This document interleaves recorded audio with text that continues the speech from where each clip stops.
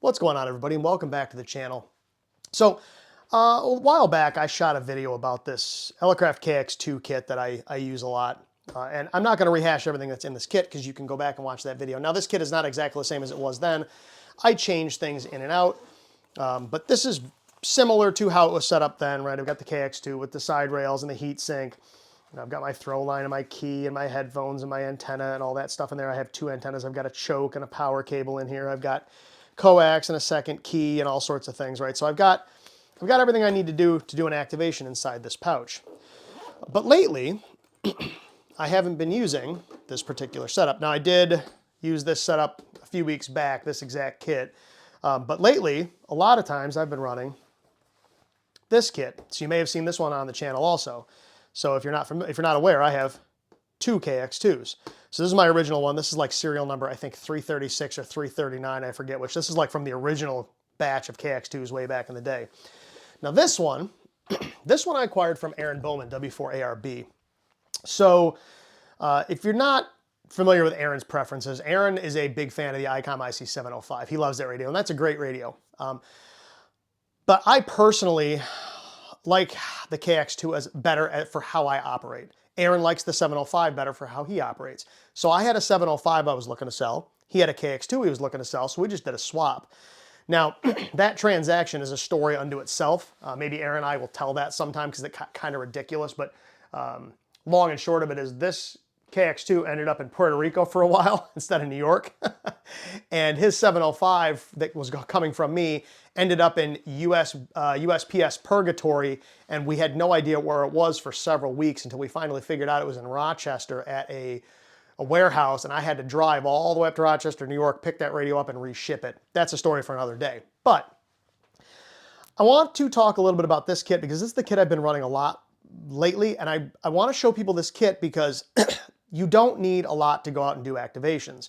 I see people with, carts full of stuff, which is fine. I mean, if that's how you operate, that's cool. If you've got great big batteries and big 100-watt radios and full-size computers and, a full-size UHF, VHF rig with you and, all the accoutrements, that's fine. Like how you operate is entirely up to you. But I don't want people to think you have to have a huge cartload of stuff to go out and do Parks in the Air, Summits in the Air, something like that. And I like this kit because this kit will do CW, which is my primary mode operation, but it will also do single sideband. Now, if I really wanted to, I could put a digirig on this guy and run FT8 if I wanted to. I don't normally run digital in the field, but I do have a digirig that'll work with this guy. And I can run FT8CN on the phone that you're currently watching this video being recorded from. But you look at some of those kits that some of those guys run and they're, 100 pounds. You got a huge battery or two, a big full-size rig like a 7300 or a 710 or an FTDX10 or something. And they've got a big UHF, VHF mobile radio, and they've got a speaker, and they've got a laptop, and they've got all sorts of stuff that comes along with them. And they've got a cart and everything to drag it along. Now, these kits don't need to weigh that much, guys. They don't need to be that big and complicated. So just real quick, let's just weigh this guy. So let's put it on the units that make sense first, which would be grams. So we're at 1,072 grams. That's about, what, 2 pounds 6-ish ounces? Let's see. 2 pounds 5 ounces, something like that. 2 pounds 5.8 ounces. Look at that. I'm pretty good. So you don't need a huge kit to go out and do activations with. This kit is very small. In fact, if I take my other KX2 kit, you'll see I can swallow the entire one with this entire smaller one with it, right? It's much smaller and it's much lighter. And I found that, so I'll set up kits with, let's say, a mountain topper or my CFT1 or one of those other little small QRP CW only radios. And you would think that that kit would be smaller and lighter. But by the time you add a speaker and a battery and all your other accoutrements that you need your power cables, you need your CW key, your cable for your CW key, you need your antenna, you need all that other stuff. By the time you're done, the kit weighs as much and is as big as this guy. I've got a Mountain Topper MTR 3B kit in my closet behind me right now that weighs every bit as much as this does, and it's just as big. By the time you put everything else in there, it's not quite as tall, but the footprint's actually bigger. So this radio is, you know, it'll do single sideband. As this kit sits, those radios won't. Now you could do that with like a QMX, but you're still going to need an external battery and it's still going to need an external speaker, all those kinds of things. So let's real quick just go through this kit so you can see how little you really need. Now you're going to see that I actually double up something in here, okay? So there's stuff in here you wouldn't necessarily even need. So let's open it up and take a look. So first things first, we've got our radio, which is, like I said, a KX2. Now this is a much newer radio than my other one. This one does not have the Pro Audio Engineering side rails or heatsink. This does have a 3D printed knob that Jonathan Kane Cam4 CFT printed me. This is nicer than the factory knob because it does have a little divot that allows you to tune. If you have a KX2, don't put an aluminum knob on it. These encoders in these are not the most stout encoders. It was a choice they made to cut weight. I'm not sure if I agree with that particular decision or not, but you do need to be careful with these encoders. They are a little bit more delicate than some. So don't put a big heavy aluminum knob on here. Now, if you got a KX3, whole different ballgame. They've got much more robust encoders in them. But, so we've got our KX2. This guy will do CW and it'll do single sideband as it sits. So there is a microphone. Where's the hole? There's a microphone hole right there. And you hit the transmit button and talk. So you don't even need an external mic. I don't need to carry the external mic with me if I want to do single sideband. So it's got the internal battery, internal speaker, internal tuner, internal charger, single sideband, CW, has the ability to do digital, all right? So this radio kind of does everything that I need it to do. My key, I've been using this key a lot. I actually got this with the radio. This is one of those KX-PD2s. This is, you know, the one that comes from Elecraft, and everybody says these things are kind of meh.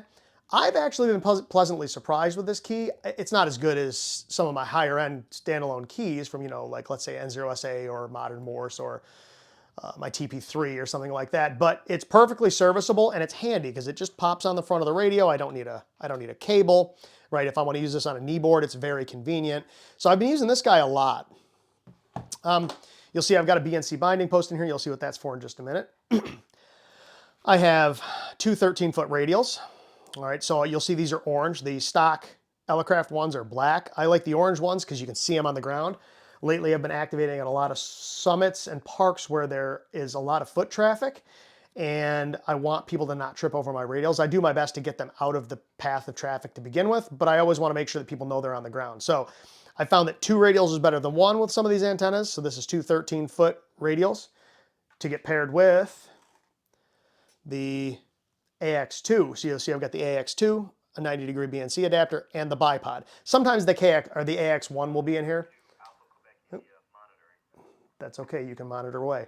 So sometimes I will have the AX1 in here. Sometimes I'll have the AX1 and the 40-meter whip coil in here. Sometimes I'll have the AX2 and the 40-meter coil in here. It kind of depends on what I'm feeling like. But right now I've got just the AX2, the 90-degree BNC, and the bipod in the kit. And along with that, we have our whip, right? So we've got the AX2 and the whip. So there's one antenna that'll get me on 20, which, you know, is kind of the bread and butter band during the day. If I was activating early in the morning or late in the evening, I'd want to be on 40 meters. But I've got a couple these little plastic S-beaners. I bought a pack of these from Amazon for like 12 bucks for 100 of them. These things are great. They're really tough. They weigh absolutely nothing. They're tiny. So when I'm stringing up antennas, these things are kind of a lifesaver. So I keep a couple spares in the case with me. I like these better than the ones that have the little spring-loaded gates. These are just simpler, they're cheaper, they're smaller, they're lighter. We have our headphones. So I may or may not use headphones, depending. If I'm recording, I normally don't, right? I record because I want the audio out of the speaker. I don't normally run things through a audio recorder. But if I'm out doing an activation, let's say I'm at a summit and there's a bunch of people at the summit, I don't want to annoy them with a bunch of beeps. I can throw headphones in and then all they're going to hear is a little bit of clicking from the key. I have my throw bag and throw line in here. So it's just a little Velcro bag with throw line on it. And then we have our BNC binding post that I can attach directly to the radio. And then to that, I can attach this, which is a 41-foot random wire with a 17-foot counterpoise. So if I want to get on bands other than 20 meters, or if conditions aren't as amazing as they have been lately, they've been pretty good lately. You know, these are not super efficient. They will work when the bands are good, but when the bands are in the tanks, you're not going to be using one of those. This guy will work. It's not as good as a, you know, a dedicated random wire with a 9-to-1 or something like that, but it absolutely works. And I've made hundreds and hundreds of contacts with this, maybe thousands, with this particular setup. All right, and it doesn't weigh anything. It's made out of the same wire that this guy is. It's that silicone jacketed stuff you can buy on Amazon for cheap. It's not the toughest wire ever, but it doesn't tangle. So you can see I've got everything you need to do an activation in this little tiny pack. I've got my rig. All right, we've got our CW key. Got my binding post for my random wire antenna. We've got our whip for our AX2. A couple little spare S-beaners in case I need to string up my antenna a little better. We've got our AX2 and the accompanying components. We've got our radials for the AX2. We've got our random wire antenna. We've got our throw line. We've got our headphones. Now the thing you will see that's not in here currently, I don't have anything to log with in here. So lately I've been logging on Polo, and I've been using the phone that I'm recording on to do that. I've found that now that I'm much more proficient at CW than I used to be, I enjoy logging on electronic loggers now. I used to not like it because when you're newer and you are trying to copy call signs, you might get a partial and you write it down and then you call them back and then you edit the call sign on the paper. I've gotten to the point now where I usually copy call signs the first time regardless how fast they're coming in. And if I get a partial, I can usually hold it in my head and then just type it into the phone. Sometimes I'll put a pad of paper and a pencil in here. I don't have one in here right now. So like I said, I just wanted to shoot this quick video just to kind of show people the direction I've been going lately. Kind of less is more. You know, this little bitty case, got a little handle on it, so if I didn't even want to carry a pack, I can just drag this guy along with me. Lets me do everything that I might want to do out in the field. I got 2 antennas in here. Normally, if I'm out hiking, I will have a USB PD power bank with me so I can power the radio from that if the internal battery dies. And I normally take another CW key with me, one of my favorite ones, either an N0SA or my Modern Morse or something like that. But I've been using this kit a lot because it's very minimal. It doesn't weigh a lot, doesn't take up a lot of space, and it does everything that I need it to do. So like I said, I just wanted to shoot this video as an update to kind of how I've been going lately with my KX2 setups, because that tends to be my go-to radio, and kind of why I gravitate towards the KX2, because it is not the best radio in the world. There are much better radios than the KX2, but for the way I operate, the KX2 is kind of the sweet spot between size and weight and capabilities and performance. You know, it'll do single sideband, it'll do CW, I can do digital. I've got a digirig I can hook up to this thing, and I can run FT8 from my phone through this thing if I decided I wanted to do digital in the field or something. Not something I do very often, but I could. But like I said, I just wanted to show people that you don't need to have a whole big, huge setup for the field to go out and do an activation. Use whatever radio kit you've got. You know, my first ever HF activation was with a G90 and a homemade 20-meter dipole. You don't need anything fancy, all right? But I just wanted to show people kind of the direction I've been going and why I went that direction. So if you've got any questions about anything that I use, feel free to drop it in the comments below. I'm curious to see what other people are using for their kits. You know, when I do drive-up stuff, obviously I'm using a different setup. I might have my DX10 or my FTX1 Optima or an 891. I've got to have bigger batteries and all that stuff. But for my deeper hike-in POTAs or like my hike-up sodas, I'm not carrying a huge, I mean, I can carry a huge radio up the mountain, but I don't really want to. So for something like that, a kit like this is optimum. So with that being said, everybody, I really do appreciate you watching. Like I said, if you got any questions or comments or anything, go ahead and feel free to leave them in the comments below. Otherwise, until next time, as always, 73.